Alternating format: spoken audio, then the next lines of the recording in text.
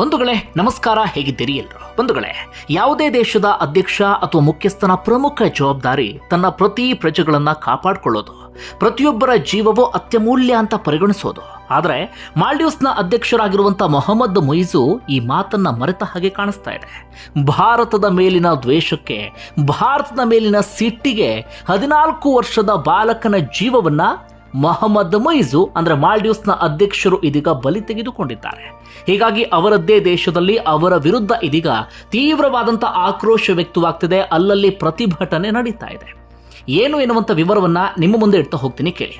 ಬಂಧುಗಳೇ, ಮಾಲ್ಡೀವ್ಸ್ ಮತ್ತು ಭಾರತ ನಡುವಿನ ರಾಜತಾಂತ್ರಿಕ ಬಿಕ್ಕಟ್ಟು ನಿಮ್ಮೆಲ್ಲರಿಗೂ ಕೂಡ ಬಹಳ ಚೆನ್ನಾಗಿ ಗೊತ್ತಿದೆ. ತುಂಬಾ ಜನ ಅಂದ್ಕೊಂಡಿದ್ದಾರೆ ಲಕ್ಷದ್ವೀಪಕ್ಕೆ ನರೇಂದ್ರ ಮೋದಿ ಭೇಟಿ ಕೊಟ್ಟ ನಂತರ ಇದು ಶುರುವಾಯಿತು ಅಂತ. ಅಸಲಿಗೆ ಅಲ್ಲಿಂದ ಶುರುವಾಗಿದ್ದು ಅಲ್ಲ. ಈ ಬಿಕ್ಕಟ್ಟು ಶುರುವಾಗಿ ಬಹಳ ದಿನಗಳಾಯಿತು. ಆದರೆ ಲಕ್ಷದ್ವೀಪಕ್ಕೆ ಯಾವಾಗ ಪ್ರಧಾನಿ ನರೇಂದ್ರ ಮೋದಿ ಭೇಟಿ ಕೊಟ್ಟು ಒಂದಷ್ಟು ಫೋಟೋಸ್ ಅನ್ನ ಸೋಷಿಯಲ್ ಮೀಡಿಯಾದಲ್ಲಿ ಅಪ್ಲೋಡ್ ಮಾಡಲಾಯಿತು, ಆಗ ಅದು ಸ್ಫೋಟಗೊಳ್ತು ಅಷ್ಟೇ. ಈ ಬಿಕ್ಕಟ್ಟು ಶುರುವಾಗಿದ್ದು ಯಾವಾಗ ಅಂದ್ರೆ, ಮಾಲ್ಡೀವ್ಸ್ ಈ ಹಿಂದಿನಿಂದಲೂ ಕೂಡ ಭಾರತಕ್ಕೆ ಅತ್ಯಂತ ನಿಯತ್ತಾಗಿತ್ತು. ಕಾರಣ ಮಾಲ್ಡೀವ್ಸ್ಗೆ ಭಾರತ ಎಲ್ಲಾ ರೀತಿಯಾದಂಥ ನೆರವನ್ನ ಕೊಡ್ತಾ ಇತ್ತು. ಜೊತೆಗೆ ಮಾಲ್ಡೀವ್ಸ್ ನಿಮ್ಮೆಲ್ಲರಿಗೂ ಕೂಡ ಗೊತ್ತಿರುವ ಹಾಗೆ ಪ್ರವಾಸೋದ್ಯಮವನ್ನೇ ನಂಬಿಕೊಂಡು ಬದುಕ್ತಿರುವಂಥ ದೇಶ. ಅತಿ ಹೆಚ್ಚು ಪ್ರವಾಸಿಗರು ಹೋಗ್ತಾ ಇದ್ದಿದ್ದು ಭಾರತದಿಂದಲೇ. ಅದರಲ್ಲೂ ಕೂಡ ಬಾಲಿವುಡ್ನ ದೊಡ್ಡ ದೊಡ್ಡ ನಟ ನಟಿಯರೆಲ್ಲರೂ ಕೂಡ ಮಾಲ್ಡೀವ್ಸ್ಗೆ ಪದೇ ಪದೇ ಹೋಗ್ತಾ ಇದ್ರು. ಹೀಗಾಗಿ ಮಾಲ್ಡೀವ್ಸ್ನ ಆರ್ಥಿಕತೆ ಕೂಡ ಬಲಗೊಳ್ತಾ ಇತ್ತು. ಹೀಗಾಗಿ ಈ ಹಿಂದೆ ಯಾರ್ಯಾರು ಅಧ್ಯಕ್ಷರಾಗಿದ್ರೋ ಅಥವಾ ಈ ಹಿಂದೆ ಯಾವ್ಯಾವ ಸರ್ಕಾರ ಇತ್ತೋ ಅವರೆಲ್ಲರೂ ಕೂಡ ಭಾರತಕ್ಕೆ ನಿಯತ್ತನ್ನ ತೋರಿಸ್ಕೊಂಡು ಬಂದಂಥವ್ರು.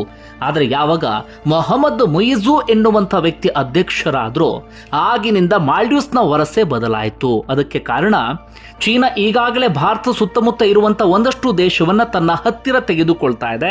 ತನ್ನ ಕಪಿಮುಷ್ಟಿಯಲ್ಲಿ ಇಟ್ಕೊಳ್ಳುವಂಥ ಪ್ರಯತ್ನವನ್ನ ಪಡ್ತಾ ಇದೆ ಸಾಲ ಕೊಡುವ ಮೂಲಕ. ಈ ರೀತಿಯಾಗಿ ಚೀನಾದ ಮುಂದಿನ ಟಾರ್ಗೆಟ್ ಆದಂಥ ದೇಶ ಅಂದ್ರೆ ಅದು ಮಾಲ್ಡೀವ್ಸ್ನಿಂದ ಚೀನಾಗೆ ಸಾಕಷ್ಟು ಲಾಭ ಇದೆ.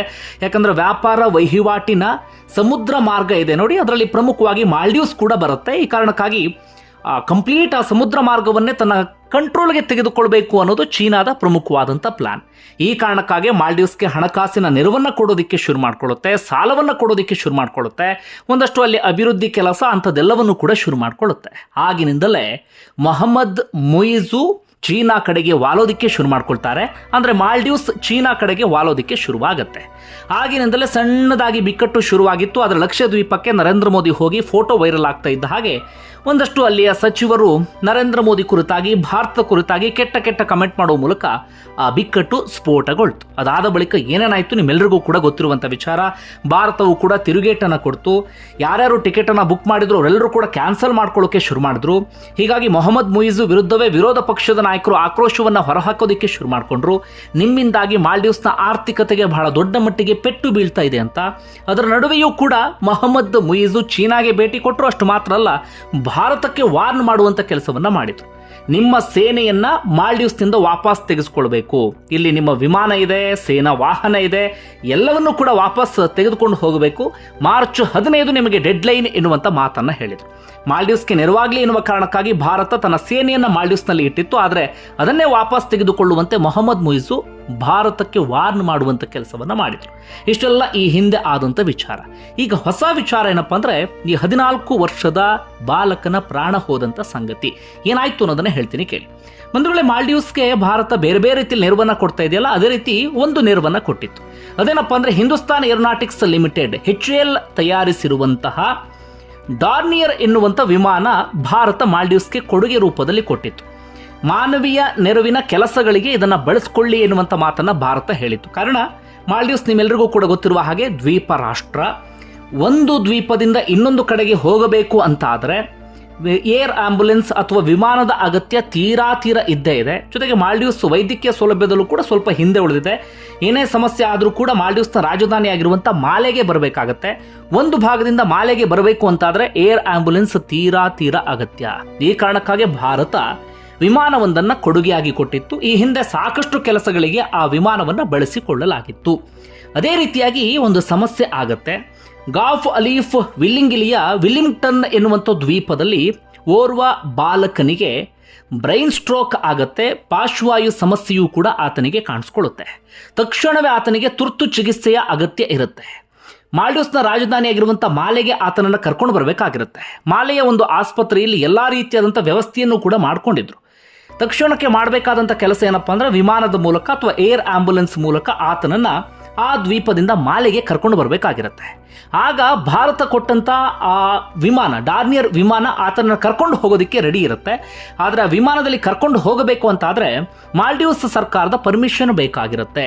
ಅಂದರೆ ಅಲ್ಲಿಯ ವಾಯುಯಾನ ಪ್ರಾಧಿಕಾರ ಪರ್ಮಿಷನನ್ನು ಕೊಡಬೇಕಾಗಿರುತ್ತೆ. ಹೀಗಾಗಿ ಪೋಷಕರು ಸೇರಿದಂತೆ ಸಂಬಂಧಪಟ್ಟವರೆಲ್ಲರೂ ಕೂಡ ಪರ್ಮಿಷನ್ ಕೇಳೋದಕ್ಕೆ ಶುರು ಮಾಡ್ಕೊಳ್ತಾರೆ. ದಯವಿಟ್ಟು ಅನುಮತಿಯನ್ನು ಕೊಡಿ, ನಮ್ಮ ಮಗನ ಪ್ರಾಣವನ್ನು ಉಳಿಸ್ಕೊಳ್ತೀವಿ, ಇಂತಿಷ್ಟು ಗಂಟೆಯ ಒಳಗಡೆ ಶಿಫ್ಟ್ ಮಾಡಲೇಬೇಕಾಗಿದೆ ಆತನನ್ನು ಅಂತ. ಆದರೆ ಆ ಸಂದರ್ಭದಲ್ಲಿ ಅವರಿಗೆ ಅನುಮತಿಯನ್ನು ಕೊಡಲಿಲ್ಲ.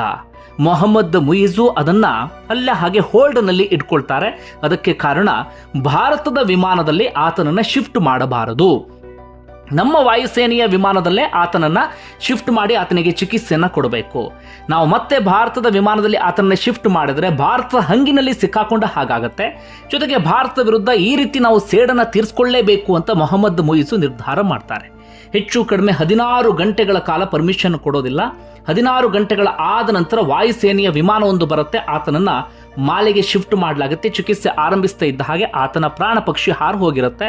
ಅಲ್ಲಿನ ವೈದ್ಯರು ಹೇಳ್ತಾರೆ, ನೀವು ಒಂದು ಸ್ವಲ್ಪ ಹೊತ್ತು ಮುಂಚೆ ಬಂದಿದ್ರೆ ಆತನನ್ನು ಆರಾಮಾಗಿ ಉಳಿಸ್ಕೊಳ್ಬಹುದಿತ್ತು ಅಂತ. ಮೊಹಮ್ಮದ್ ಮುಯಿಜು ಏನಾದರೂ ಅಥವಾ ಅಲ್ಲಿಯ ವಾಯುಯಾನ ಪ್ರಾಧಿಕಾರ ಏನಾದರೂ ಭಾರತದ ವಿಮಾನಕ್ಕೆ ಪರ್ಮಿಷನ್ ಕೊಟ್ಟಿದ್ದೇ ಆದಲ್ಲಿ ಆತನನ್ನು ಆರಾಮಾಗಿ ಕರ್ಕೊಂಡು ಬರಬಹುದಿತ್ತು. ಆದರೆ ಪರ್ಮಿಷನ್ ಕೊಡಲಿಲ್ಲ. ಭಾರತ ವಿರುದ್ಧ ದ್ವೇಷವನ್ನು ಸಾಧಿಸಬೇಕು ಎನ್ನುವ ಕಾರಣಕ್ಕಾಗಿ ಅನುಮತಿಯನ್ನು ಕೊಡಲಿಲ್ಲ. ಈ ಕಾರಣಕ್ಕಾಗಿ ಓರ್ವ ಬಾಲಕನ ಪ್ರಾಣ ಪಕ್ಷಿ ಹಾರು ಹೋಗಿದೆ. ಆತನ ಪೋಷಕರು, ಆತನಿಗೆ ಸಂಬಂಧಪಟ್ಟವರು ಇದೀಗ ಮೊಹಮ್ಮದ್ ಮುಯಿಜು ವಿರುದ್ಧ ತೀವ್ರವಾದಂಥ ಆಕ್ರೋಶವನ್ನು ಹೊರಹಾಕ್ತಿದ್ದಾರೆ. ಅಷ್ಟು ಮಾತ್ರ ಅಲ್ಲ, ಮಾಲ್ಡೀವ್ಸ್ನ ಓರ್ವ ಸಂಸದ ಮಿಕೈಲ್ ನಸೀಮ್ ಅಂತೇಳಿ ಅವರು ಕೂಡ ಇದೀಗ ಆಕ್ರೋಶವನ್ನು ಹೊರಹಾಕಿದ್ದಾರೆ. ನೀವು ಭಾರತದ ಮೇಲಿನ ಸಿಟ್ಟನ್ನು ಈ ಬಾಲಕನ ಮೂಲಕ ತೀರಿಸ್ಕೊಂಡು ಬಿಟ್ರಿ, ನಿಮ್ಮ ಸಿಟ್ಟಿಗೆ ಪ್ರಜೆಯ ಪ್ರಾಣವನ್ನು ತೆಗೆಯೋದು ಎಷ್ಟರ ಮಟ್ಟಿಗೆ ಸರಿ ಅಂತ ಅವರು ಕೂಡ ಪ್ರಶ್ನೆ ಮಾಡ್ತಾ ಇದ್ದಾರೆ. ಇದು ಇದೀಗ ಮಾಲ್ಡೀವ್ಸ್ನಲ್ಲಿ ಆಗಿರುವಂಥ ದುರಂತ. ಒಂದು ಪ್ರಾಣ ಅನಿಸ್ಬೋದು ಒಂದಷ್ಟು ಜನರಿಗೆ, ಒಂದು ಪ್ರಾಣವೂ ಕೂಡ ಬಹಳ ಮುಖ್ಯ ಆಗುತ್ತೆ. ಒಂದಷ್ಟು ಸಂದರ್ಭದಲ್ಲಿ ಏನಾಗುತ್ತೆ, ಉಳಿಸ್ಕೊಳ್ಳೋಕೆ ಸಾಧ್ಯವೇ ಇಲ್ಲ ಎನ್ನುವಂಥ ಪರಿಸ್ಥಿತಿಲಿರುತ್ತೆ. ಆ ಸಂದರ್ಭದಲ್ಲಿ ಏನು ಮಾಡೋದಕ್ಕೆ ಸಾಧ್ಯ ಆಗೋದಿಲ್ಲ. ಆದರೆ ಈತನನ್ನು ಉಳಿಸ್ಕೊಳ್ಳೋಕೆ ಎಲ್ಲ ಅವಕಾಶವೂ ಕೂಡ ಇತ್ತು, ಬೇಕಾದಷ್ಟು ಟೈಮ್ ಕೂಡ ಇತ್ತು. ಆದರೆ ಅವರ ದ್ವೇಷ ಸಾಧನೆ ಇನ್ನೊಂದು ಮಗದೊಂದರಿಂದಾಗಿ ಆತನ ಪ್ರಾಣವನ್ನು ಕಳ್ಕೊಂಡ ಹಾಗಾಗಿದೆ. ಈ ಕಾರಣಕ್ಕಾಗಿ ಒಂದು ರೀತಿಯಲ್ಲಿ ಪರೋಕ್ಷವಾಗಿ ಮಾಲ್ಡೀವ್ಸ್ನ ಅಧ್ಯಕ್ಷರೇ ಆ ಬಾಲಕನನ್ನು ಕೊಲೆ ಮಾಡಿದ್ರು ಅಂದರೂ ಕೂಡ ತಪ್ಪಾಗಲಿಕ್ಕಿಲ್ಲ. ಸದ್ಯ ಮಾಲ್ಡೀವ್ಸ್ನಲ್ಲಿ ಅದೇ ಮಾತು ಕೇಳಿ ಬರ್ತಾ ಇದೆ. ಅಲ್ಲಿನ ಮಾಧ್ಯಮಗಳಲ್ಲಿ ಎಲ್ಲ ಕಡೆಗಳಲ್ಲೂ ಕೂಡ ಈ ಸುದ್ದಿ ದೊಡ್ಡ ಮಟ್ಟಿಗೆ ಸದ್ದು ಮಾಡ್ತಾ ಇದೆ. ಅಂತಾರಾಷ್ಟ್ರೀಯ ಮಟ್ಟದಲ್ಲೂ ಕೂಡ ಈ ಸುದ್ದಿ ಇದೀಗ ಸಂಚಲನವನ್ನು ಮೂಡಿಸಿದೆ. ಮಾಲ್ಡೀವ್ಸ್ ಅಧ್ಯಕ್ಷರ ಕುತ್ತಿಗೆಗೆ ಬಂದಿದೆ ಈ ವಿಚಾರ. ನೋಡೋಣ ಎಲ್ಲಿವರೆಗೆ ಹೋಗಿ ತಲುಪುತ್ತೆ ಅಂತ ಹೇಳಿ. ಒಟ್ಟಾರೆಯಾಗಿ ತನ್ನ ಪ್ರಜೆಯ ಪ್ರಾಣವನ್ನು ತೆಗೆಯೋದಕ್ಕೂ ಕೂಡ ಹೇಸೋದಿಲ್ಲ ಅನ್ನೋದನ್ನ ಮೊಹಮ್ಮದ್ ಮುಯಿಜು ಪ್ರೂವ್ ಮಾಡಿದ ಹಾಗೆ ಕಾಣಿಸ್ತಾ ಇದೆ. ಒಂದು ವೇಳೆ ನಿಮ್ಗೆ ಏನನ್ಸುತ್ತೆ ಅದನ್ನು ಕಮೆಂಟ್ ಬಾಕ್ಸಲ್ಲಿ ಮೆನ್ಷನ್ ಮಾಡಿ. ಧನ್ಯವಾದ ವಿಡಿಯೋ ನೋಡಿದ್ದಕ್ಕಾಗಿ.